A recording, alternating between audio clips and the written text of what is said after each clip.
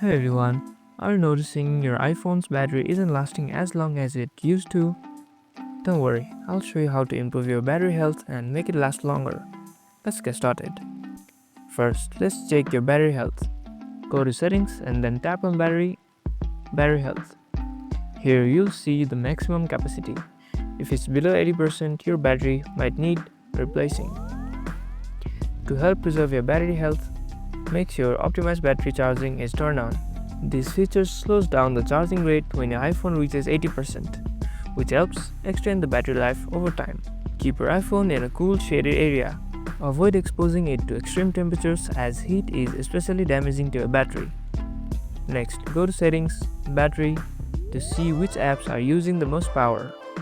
If you find apps draining your battery, consider adjusting the settings or limiting their uses. Turn off features like background app refresh, location services when not in use. Those can drain your battery without you even noticing.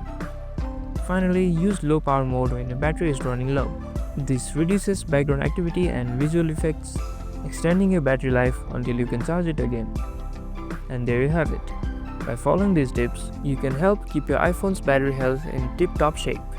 If this video helped, hit the like button and subscribe for more iPhone tips. See you in the next one and thank you for watching.